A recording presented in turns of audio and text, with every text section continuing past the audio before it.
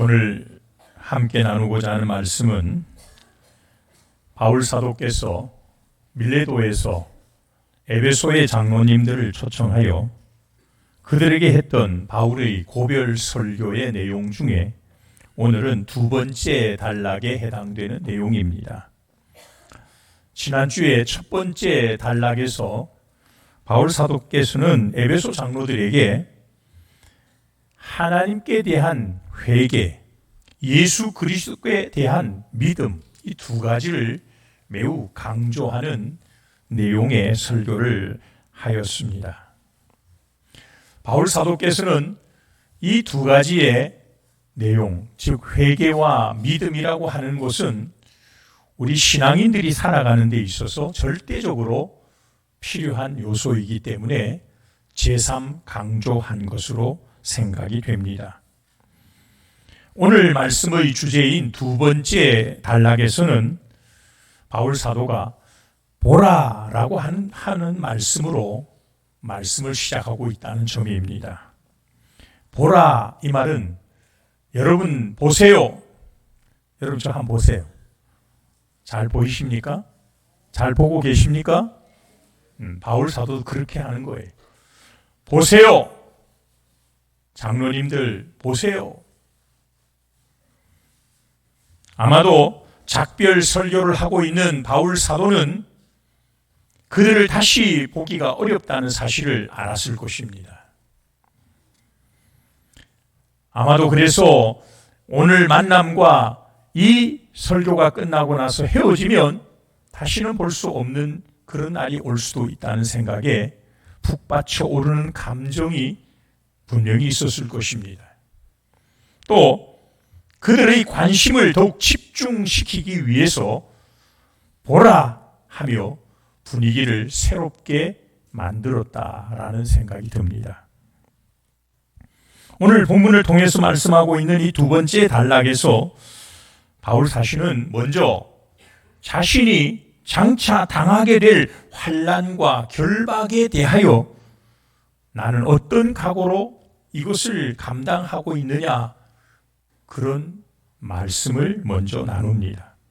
그래서 오늘 첫 번째 생각할 주제는 바울 사도가 왜 이런 환난과 핍박이 있음을 알면서도 그 길을 계속 가고자 했을까 하는 점입니다.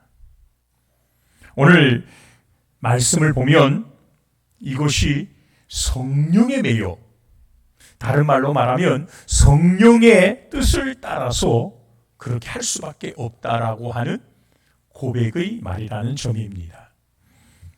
22절 말씀을 보니까 보라, 이제 나는 성령에 매여 예루살렘으로 가는데 거기서 무슨 일을 당할는지 알지 못하노라.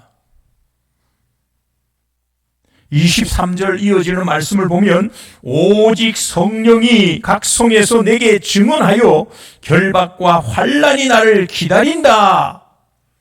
바울 사도는 그렇게 말하고 있습니다. 무슨 말인가요? 바울 사도가 지금 예루살렘으로 가는 그 길은 결박과 환난이 기다리고 있는 그 길이라는 사실을 바울은 알고 있었다는 것입니다. 사실 바울 사도께서 각 성에 가서 복음을 전할 때마다 이러한 사실들을 바울에게 여러 차례 예고한 분들이 있습니다. 성령께서도 그 사실을 바울 사도에게 알도록 깨우쳐 주셨다는 사실입니다. 그럼에도 불구하고 바울 사도는 지금 예루살렘에서 결박당하고 환난당하는 것을 잘 알고 있으면서도 지금 그 예루살렘으로 가는 길을 서두르기 위해서 그렇게 보고 싶고 그렇게 만나고 싶었던 에베소 장로들을 에베소로 찾아가지 않고 에베소를 지나쳐가며 밀레도에서 에베소의 장로들을 불러 고별 설교를 그곳에서 하게 되었다는 사실입니다. 무슨 말입니까?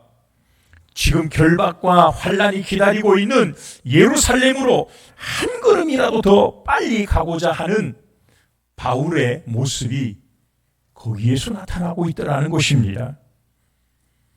그 이유가 무엇이냐? 바울 사도의 고백을 들어보면 그것은 다름이 아니라 단 한 가지, 성령에 매여서 내가 지금 가고 있다라고 말하는 것입니다. 성령님이 나를 이끄시는 대로 나는 그 길을 지금 가겠다라고 하는 자기 확신이요 고백이라는 사실입니다. 구약 성경에 아브라함, 믿음의 조상이라고 하는 아브라함 역시 하나님께서 그를 부르셨을 때에 그는 장래에 기업으로 받을 땅을 알지 못한 상황으로 갈 바를 알지 못하면서도 조금의 망설임 없이 하나님이 가라 하니까 떠났던 사람이 아브라함이지 않습니까? 여러분, 우리 그리스도인의 삶은 그렇습니다. 믿음으로 전진하는 삶을 살아가는 우리 그리스도인들의 삶에서는 나아가는 것, 성령이 이끄시는 대로 살아가는 것이 그리스도인의 삶의 자세라는 사실입니다. 하나님이 가라고 하는데 가도 되고 안 가도 되고 하는 것이 아니라는 점입니다. 여러분, 성경을 보면 우리 앞서간 믿음의 선진들은 한결같이 하나님의 말씀을 쫓아 나아갔다는 사실을 기억하시기 바랍니다. 그런데 그 길이 결코 실패의 길이 아니었습니다. 그 길은 결국 승리의 길이 되었다는 사실입니다. 당장 당하는 환난과 결박은 우리를 삼켜버릴 것 같고 우리를 망하는 길로 떨어뜨릴 것 같이 보이지만 결과는 승리하더라는 것입니다. 빌립보서 3장 12절 이하의 말씀을 보면 이렇게 기록되어 있습니다. 빌립보 3장 12절, 내가 이미 얻었다 함도 아니요 온전히 이루었다 함도 아니라 오직 내가 그리스도 예수께 잡힌 바 된 그것을 잡으려고 달려가노라. 형제들아, 나는 아직 내가 잡은 줄로 여기지 아니하고 오직 한 일, 즉 뒤에 있는 것은 잊어버리고 앞에 있는 것을 잡으려고 표대를 향하여 그리스도 예수 안에서 하나님이 위에서 부르신 부름의 상을 위하여 달려가노라. 그러므로 누구든지 우리 온전히 이룬 자들은 이렇게 생각할지니 만일 어떤 일에 너희가 달리 생각하면 하나님이 이것도 너희에게 나타내시리라. 오직 우리가 어디까지 이르렀든지 그대로 행할 것이라. 사랑하는 여러분, 지금 바울 사도는 그 하나님의 말씀, 성령의 뜻을 쫓아가는 그 길을 위해서 조금도 망설이거나 주저하지 않았다는 사실입니다. 어쩌면 바울 사도의 이러한 삶의 태도는 오늘을 살아가는 우리 그리스도인들에게 있어서 본받아야 하는 중요한 삶의 자세임을 기억하시기를 축복합니다. 바울이 왜 이렇게 생명을 걸고 그와 같은 일을 했을까요? 그것은 하나님께서 바울 사도에게 주신 사명 때문이었습니다. 그 사명이 무엇인가요? 오늘 본문은 그 사명을 은혜의 복음을 전하는 일이다 라고 말합니다. 그래서 오늘 제가 제목도 은혜의 복음을 증언하는 일이라고 했습니다. 바울 사도는 지금 은혜의 복음을 증언하는 일을 위하여 그 길을 지금 가고 있다 그 말입니다. 24절에 그렇게 말합니다. 내가 달려갈 길과 주 예수께 받은 사명 곧 하나님의 은혜의 복음을 증언하는 일을 마치려 하면은 나의 생명조차 조금도 귀한 것으로 여기지 아니하노라. 여러분, 바울은 주님께로부터 받은 사명을 감당하기 위해서라면 자기의 생명을 조금도 귀한 것으로 여기지 않겠다라고 말합니다. 무슨 말인가요? 생명을 걸고 하겠다 그 말이에요. 목숨을 바쳐서라도 내가 반드시 이 일을 하겠다라고 하는 각오의 말이지 않습니까? 오늘 본문의 배경은 바울 사도께서 3차 선교 여행을 거의 마무리 짓던 그런 때였습니다. 바울 사도는 가는 곳곳마다 교회가 세워졌습니다. 복음을 증거하여 많은 사람들이 그리스도에게로 돌아오게 하는 역사를 일으켰습니다. 바울 사도는 병든 자를 치료하기도 하고 귀신이 물러가게 하는 놀라운 기적의 역사들도 베풀었습니다. 바울 사도와 함께 1차, 2차, 3차 선교를 통해서 이룬 그들의 사역의 열매는 놀라운 열매였습니다. 한마디로 바울 사도의 선교팀이야말로 요즘 말로 최고의 드림팀이 되었다 할 수 있습니다. 그러는 중에 예루살렘 교회가 기근으로 인하여 큰 어려움을 겪고 있다는 소식을 전해 듣게 됩니다.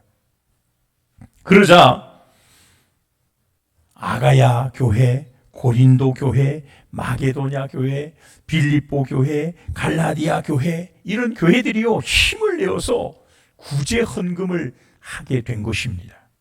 그 구제 헌금을 모아가지고 지금 바울 사도는 예루살렘으로 달려가고 있는 것이에요. 한 걸음이라도 더 빨리 달려가서 그 구제 헌금도 전하고 그들에게 그동안 하나님이 역사하신 일들을 나누고 싶어서 바울은 지금 예루살렘으로 향하여 가고 있는 그 길이었다 그 말입니다. 사랑하는 여러분, 바울 사도는요 각 성에 가서 말씀을 전할 때마다 그 성에 있던 바울을 사랑하는 그의 제자들 그리고 성경이 말하고 있는 선지자들이 앞길을 내다보는 사람들이 기도하는 사람들이 바울을 붙들고 예언을 하는 거예요. 바울 선생님, 우리가 기도해 보니까 선생님이 예루살렘에 가면 결박이 기다린다고 합니다. 바울 선생님은 체포가 될 것이고 틀림없이 위험한 일을 당하게 될 것입니다. 기도하는 중에 그러한 것을 깨달았으니 바울 선생님 제발 예루살렘으로 가면 안 됩니다. 많은 각 성마다 갈 때마다 바울은 그런 소리를 들었다는 거예요. 그래서 바울 사도는 그것이 성령님께서 나에게 그런 일을 당하게 하는 일을 계획하셨다는 사실을 알게 된 것입니다. 여러분, 바울 사도는요 1차, 2차 선교 여행을 하면서 무수한 매를 맞기도 했습니다. 죽을 위기를 얼마나 많이 겪었는지 모릅니다. 한마디로 고생이란 고생은 모두 다 겪었던 사람이 바울 사도였습니다. 그런데 또 예루살렘으로 가는 그 길이 결박과 환난이 기다린다고 하는 그런 말이에요. 여러분, 아무리 위대한 사도라고 하지만 그런 말을 계속 들으면 마음에 왜 머뭇거림이 없었겠습니까? 그런데 여러분, 바울 사도가 어느 날 기도를 하는데 성령님께서 바울 사도에게 말하는 거예요. 바울아, 네가 복음 증거를 마치기 위해서는 예루살렘으로 올라가야 하느니라.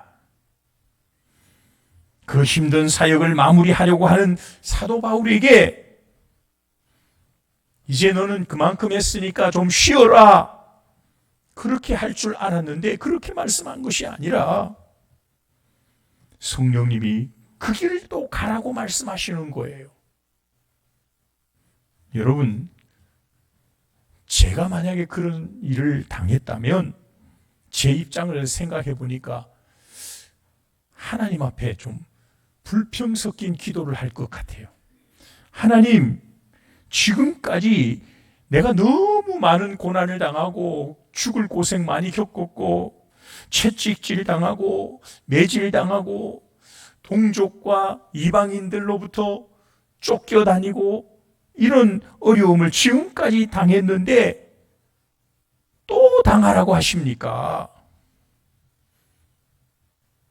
저만 아니라 여러분들도 아마 그런 불평할 수 있는 사람이 있지 않겠습니까?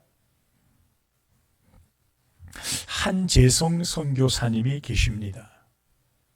이분은 카자흐스탄에서 가족들과 함께 선교를 하고 있다가 어느 날 이 한 선교사님이 밖에 외출을 했다가 집으로 돌아오니까 그 아내가 괴한에게 칼에 맞아 죽어 있는 거예요.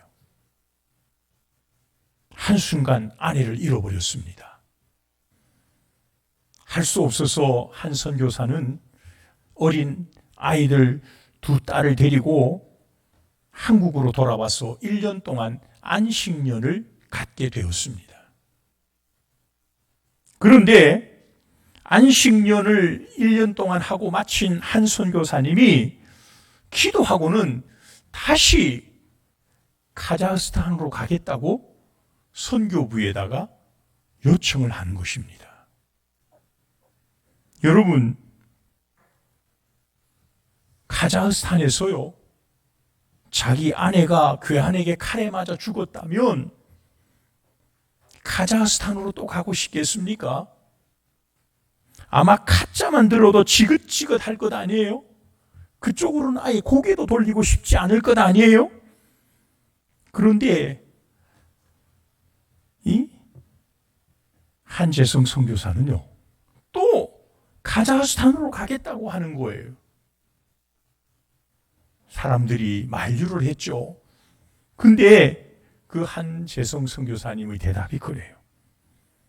내가 기도하는 중에 카자흐스탄으로 가라고 하는 하나님의 명령이 나에게 자꾸만 들려온다. 너도 그곳에 가서 목숨을 바쳐라.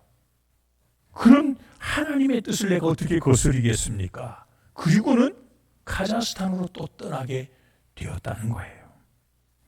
사랑하는 여러분, 우리 그리스도인들의 삶은요, 내가 원하는 대로 살아가는 삶이 되어서는 안 됩니다. 무슨 말이에요?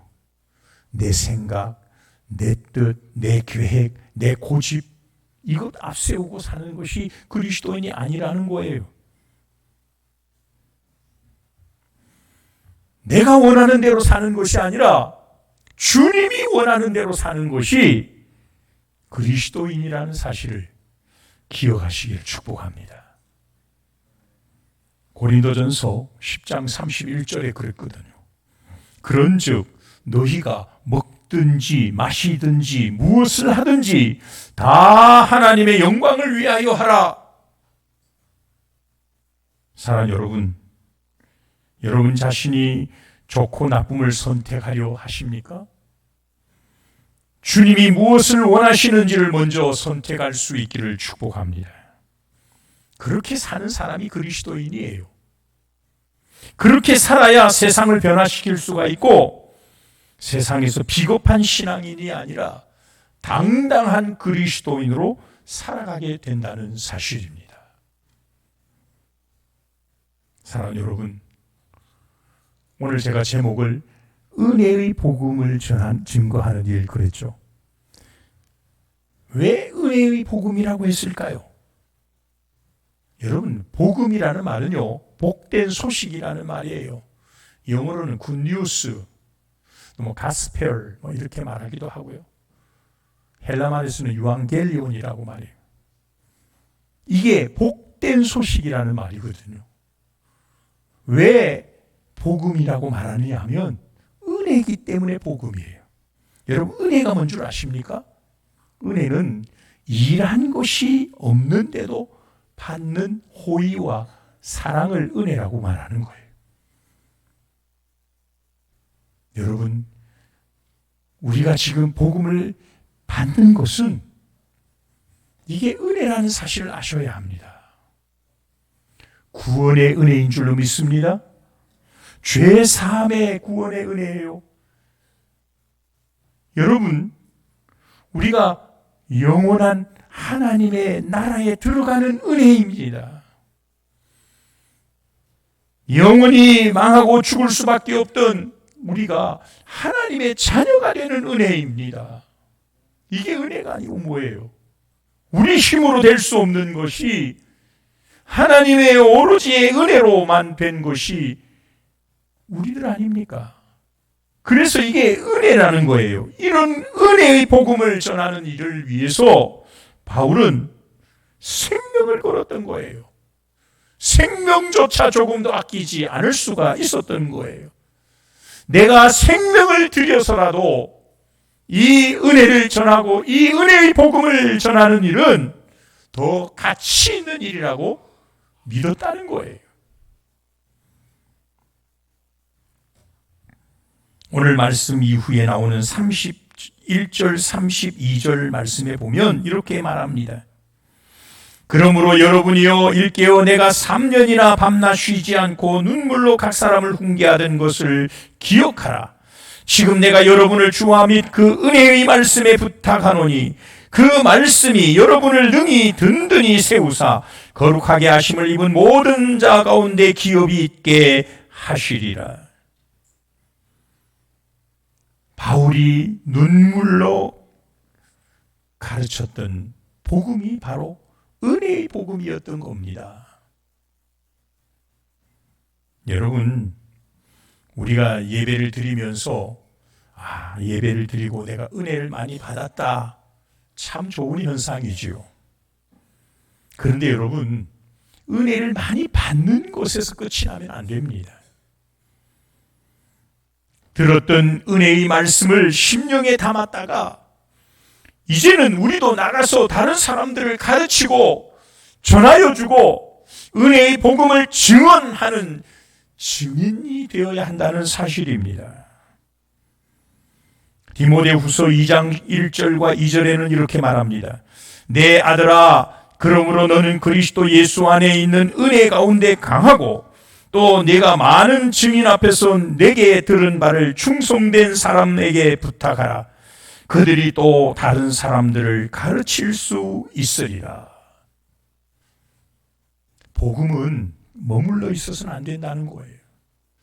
은혜의 복음은 내가 받았으면 나를 통해 다른 사람으로 흘려보내야 하는 거예요. 다음 주일은 우리 각 기관별 노방전도가 있는 주일입니다. 여러분, 오늘 우리가 은혜의 복음을 내가 받았다면 이제 우리가 이 은혜의 복음을 바울 사도처럼 생명을 걸고라도 전해야 하지 않겠습니까? 생명까지는 아니더라도 땀은 좀 흘려가면서 전하는 것이 우리가 해야 할 일이 아니겠습니까? 우리가 복음을 전하러 가는 그 길에는요, 마음이 껄끄러운 것이 있을 거예요.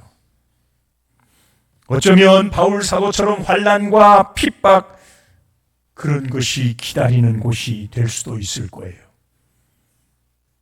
하지만 성령님은 그 길을 기뻐하시는 거예요. 바울 사도는 그 사실을 알았기 때문에 성령에 매여 생명 걸고 복음을 전하였다는 사실입니다. 이제 말씀을 정리합니다. 사랑하는 여러분, 하나님은 저와 여러분들에게도 사명을 주시고 있습니다. 오늘 우리가 이 사명을 바로 깨닫는 것이 중요합니다. 이 사명을 감당하기 위해서는 내 생각을 좀 내려놓아야 합니다. 내 안에 먼저 성령님이 강력하게 역사하도록, 내 뜻을 앞세우는 것이 아니라 하나님의 뜻을 앞세울 수 있는 우리가 되어야 하는 것입니다. 바울 사도처럼 이 사명 감당을 위하여 자기 생명을 내어놓지는 못하더라도 우리의 수고와 헌신이 은혜의 복음을 전하는 이 일에 귀하게 쓰임받는 우리 모든 성도들이 될 수 있기를 주님의 이름으로 간절히 축복합니다. 기도하겠습니다. 거룩하신 하나님, 감사합니다. 오늘도 은혜의 복음을 증언하는 일을 위하여 생명을 걸고 하나님의 뜻에 온전히 순종하며 나아가는 바울 사도를 통하여 주시는 말씀의 교훈을 나눕니다. 하나님 아버지, 오늘 우리들에게도 하나님이 바울에게만 요구한 것이 아니라 우리들에게도 요구되는 사명이 있음을 깨닫게 하여 주시옵소서.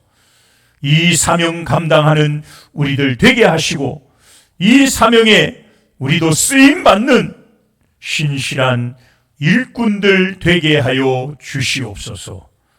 주 예수 그리스도의 이름으로 간절히 기도드리옵나이다. 아멘.